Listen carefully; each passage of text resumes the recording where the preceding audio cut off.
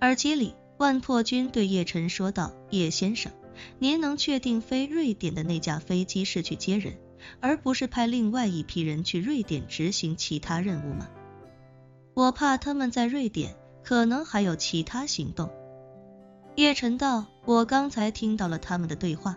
他们这次来主要不是为了杀人，而是为了把一些对组织很重要的目标人物带回去，所以他们必须得有一个足够安全的撤退路径，而且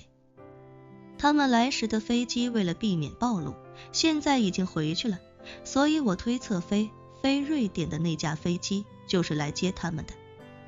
说着，叶晨又道：而且欧盟国家之间的陆路交通没有边境管制，开车通行的便利性就像在国内开车在2个省份之间通勤一样简单。但是虽然大家都是欧盟国家，执法机关各自为各自的国家服务，所以一旦他们到了瑞典，就会给北欧警方的调查带来很多困难。从瑞典出境是个非常完美的选择。从对方刚才的通话以及2架飞机的先后动态，叶晨大概捋清了这8人此次的任务。他们不远万里飞到北欧，是要抓走某个对组织极其重要的人，而他们安排的路线就是北欧进，瑞典出。在他们从伯根完成偷天换日，将目标抓走之后，就会驱车600多公里前往瑞典，从瑞典乘机离开。刚好另一架波音777从尼日利亚起飞，等飞机落地瑞典的时候，这些人应该也能赶到瑞典。万破军此时开口道：叶先生，属下觉得现在我们还有7、8个小时的窗口期，可以做快速部署。如果我们现在就派人去瑞典，盯紧尼日利亚去瑞典的那架飞机，应该能够捋清楚他们的具体脉络，说不定能顺藤摸瓜，找到他们某个基地的具体位置。叶晨微微一笑，眼睛盯着黑暗中前行的8名杀手，开口道：暂时还没必要去找他们的基地，现在这6架飞机的线索就是我们的一个巨大优势。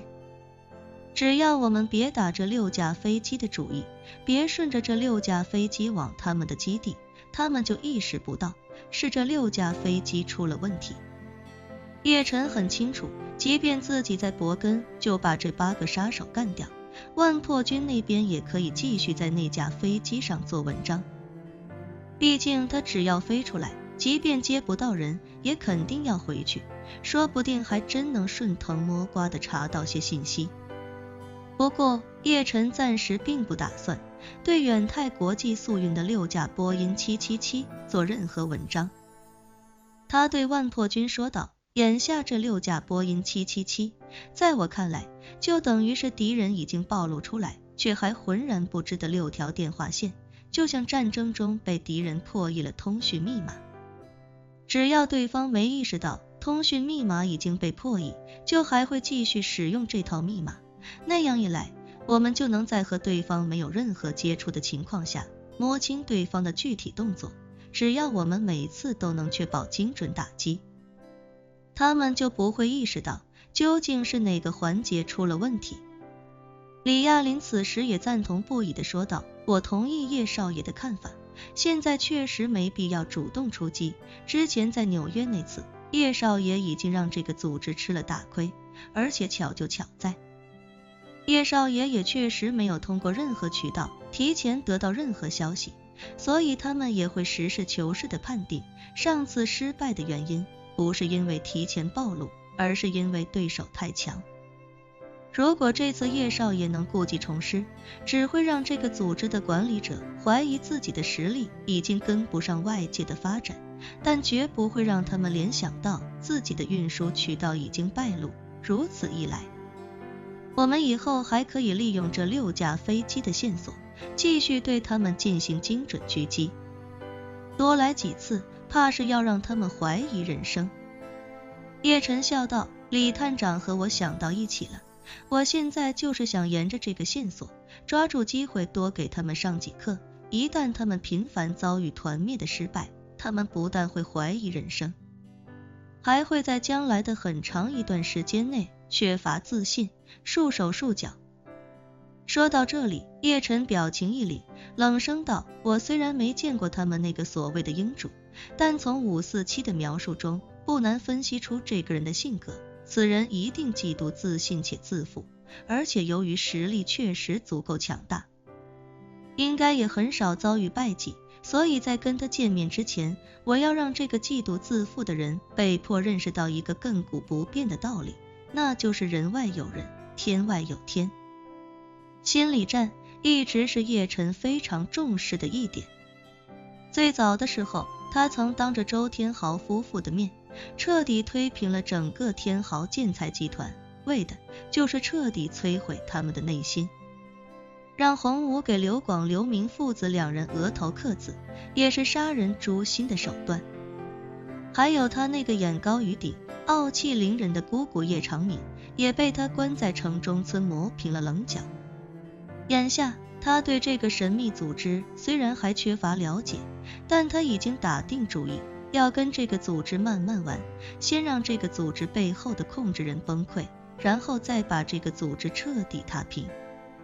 此时那8个荷枪实弹的杀手还在黑暗中徒步前行，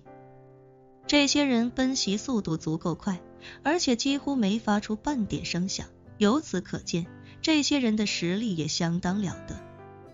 如果抛开武器不谈，他们的个人实力明显要比547他们强出不少，虽说修炼的不是武道，但实力也不会比6星武者逊色。叶晨不紧不慢地跟在他们数百米开外，跟着他们爬上了一处相对平缓的丘陵。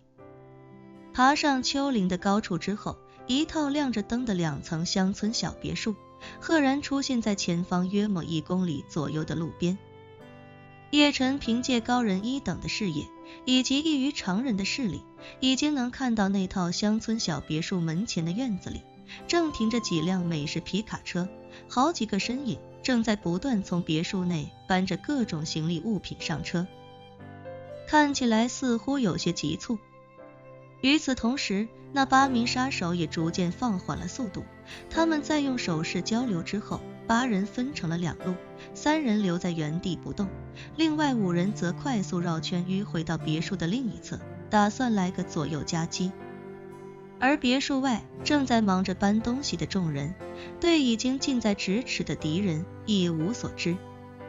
一名亚洲面孔的老者此时正站在门外，指挥着众人将不同的物品搬上不同的车辆，同时表情严肃地催促道，大家速度再快一些，我们一定要在天亮之前出发。本期视频结束，欢迎订阅我的频道，这样就不会错过精彩内容。